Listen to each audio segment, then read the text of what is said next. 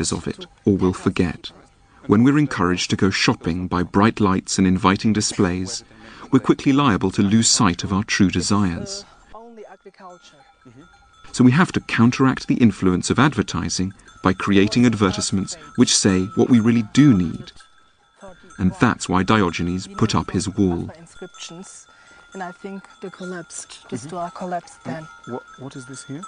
This is another very fascinating fragment.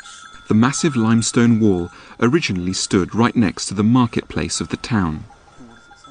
Inhabitants shopping in the boutiques of Oinoanda were warned to expect little happiness from the activity. Hedone, happiness. Luxurious food and drinks, says one fragment, in no way protect you from harm. 200 stones. They are spread around. Wealth beyond what is natural is no more use than an overflowing container. Real value is generated not by theatres and baths and perfumes and ointments, but by philosophy. The doctrines of Epicuro. The wall may have crumbled into ruin, but movingly, the ideas inscribed on it retain their life and their relevance. I mean, it strikes me as a real paradox, really, that you would have had where people are going shopping, they're sort of carrying their shopping, and then on the wall you've got these reminders that shopping is not necessarily going to make you happy. Yes, the letters of the inscription were red, so everyone could see them. Oh, right, so it was all written in red? In red, yes. So in you red really could have seen it. I mean, you could have been at the other side of the marketplace. Of course. And you would have seen that there was this basically kind of advertisement almost for Epicureanism on the wall. It must have been a beautiful spot. I mean, to have not only philosophy enlightening you, but also a fantastic view onto the surrounding countryside. Yes. I can imagine it would have been easy to be wise. Not easy, but easier to be wise here. I would have done less shopping if I had this wall and this surrounding. It's a pity they didn't do it more, and that they don't do it today. I think it's a lovely idea. Yes. Wall philosophy. Steve, who's creative, is going to take you. If Epicurus and his followers had been alive today, they wouldn't have been sniffy about advertising.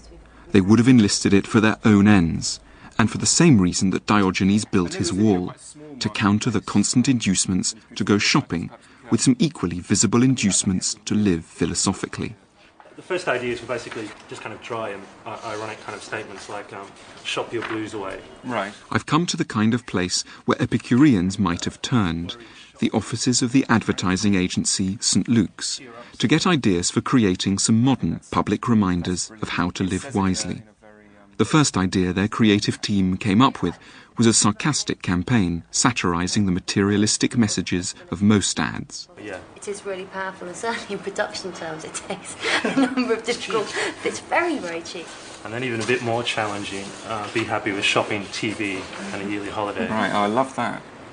That really does sum it all up, doesn't it? Yeah. And then finally it just culminated, I think, in this thought, which I thought was the strongest, which was fill that void in your life with the products.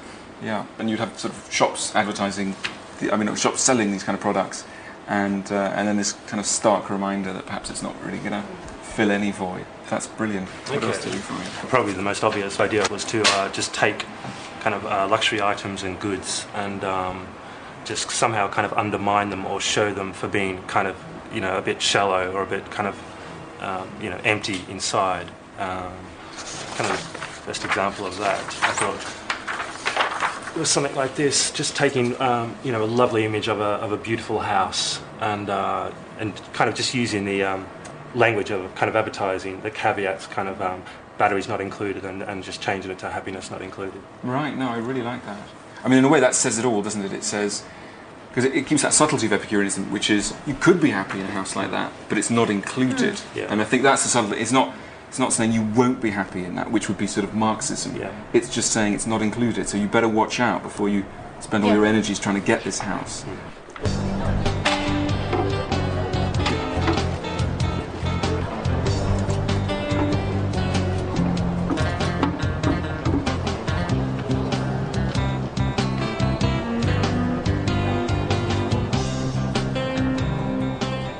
Unfortunately, philosophers have rarely had much money for advertising campaigns.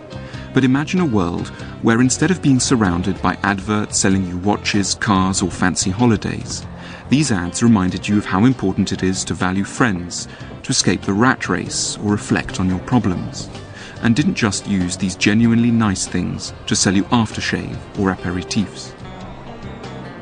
It's hard to know whether the people of Oinoanda discovered what they did need and ceased buying what they didn't because of the giant advertisement in their midst.